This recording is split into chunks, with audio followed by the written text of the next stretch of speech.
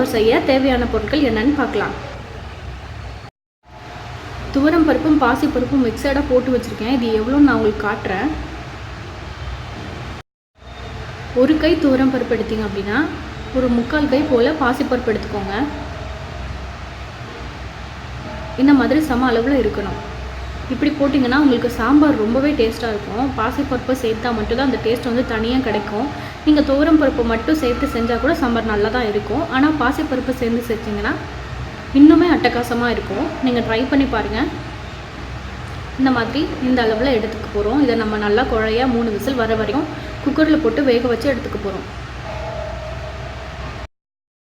தேவையான அளவு சாம்பார் பொடி எடுத்துக்கிறேன். 2 தக்காளி இந்த சைஸை எடுத்திருக்கேன். 4 பச்சை மிளகாய் எடுத்திருக்கேன்.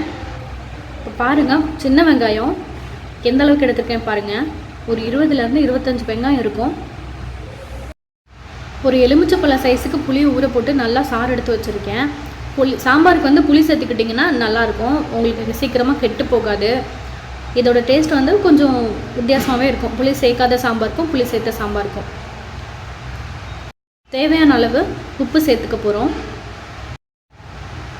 2 டேபிள் ஸ்பூன் எண்ணெய் சேர்த்துட்டு பச்சை மிளகாவையும் வெங்காயத்தையும் போட்டு நல்லா வதக்கிக்கிறேன்.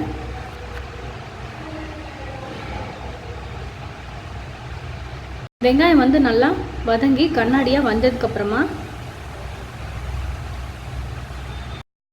பாருங்கள், இந்த மாதிரி ரொம்ப வேகணும்னு அவசியம் இல்லை. இந்த மாதிரி வந்ததுக்கப்புறமா நம்ம அடுத்த இன்க்ரீடியன்ட் சேர்த்துக்கலாம்.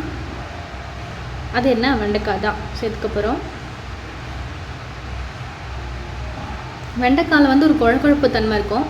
அது வந்து வதக்க தான் போகும், சரிங்களா? அதனால ஹை ஃப்ளேமில் வைக்காமல் லோ ஃப்ளேமில் வச்சு நல்லா வதக்கி எடுத்துக்கோங்க.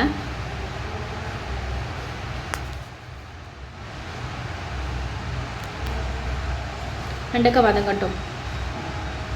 பாருங்கள், வெண்டைக்காய் இந்த மாதிரி வதங்கணும், குழகுழப்பு தன்மைலாம் இல்லாமல். அதுக்கப்புறமா நம்ம தக்காளி சேர்த்துக்கலாம். தக்காளியை வதக்க தேவையில்லை, ஏன்னா அது கொதிக்கிறப்பவே வெந்துடும். இப்போ நம்ம புளிக்கரைசல் சேர்த்துக்கலாம்.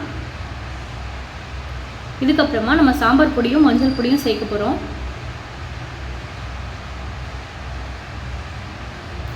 2.5 டேபிள் ஸ்பூன் சாம்பார் பொடி சேர்த்துருக்கேன்.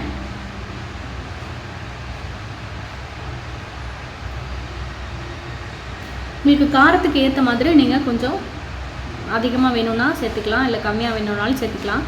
மஞ்சள் சேர்த்துக்க போகிறேன்.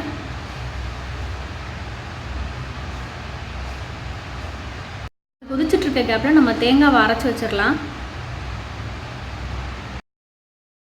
இந்த மாதிரி மையம் வர வரைக்கும் அரைச்சி எடுத்து வச்சுக்கலாம்.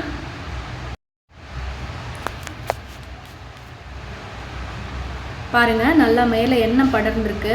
இந்த மாதிரி எண்ணெய் படர்ந்ததுக்கப்புறமா இந்த மாதிரி எண்ணெய் படர்ந்துச்சு அப்படின்னாலே மசாலா எல்லாமே வெந்துருச்சுன்னு அர்த்தம். இதுக்கப்புறம் பார்த்திங்கன்னா நம்ம பருப்பு சேர்த்துக்கலாம். பருப்பையும் அரைச்சி வச்சுருக்கோம்ல தேங்காய், அதையும் சேர்த்துக்க போகிறோம்.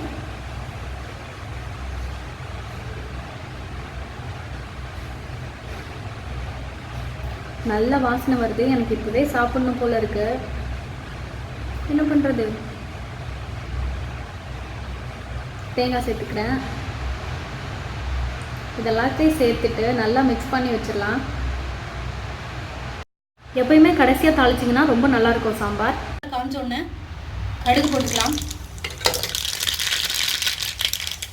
கடுகு பொரிஞ்சதுக்கப்புறம் கொஞ்சமாக வெந்தயம் சேர்த்துக்கிறேன். வெந்தயம் நல்லா பொரிஞ்சதுக்கப்புறம் வெங்காயம் சேர்த்துக்கிறேன்.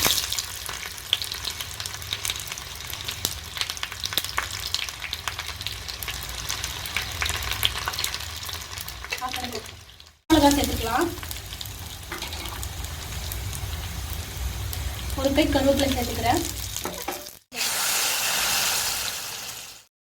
ஒரு கொஞ்சமாக கொத்தமல்லி சேர்த்துக்கிறேன். அவ்வளோதான், நம்ம சாம்பார் ரெடி.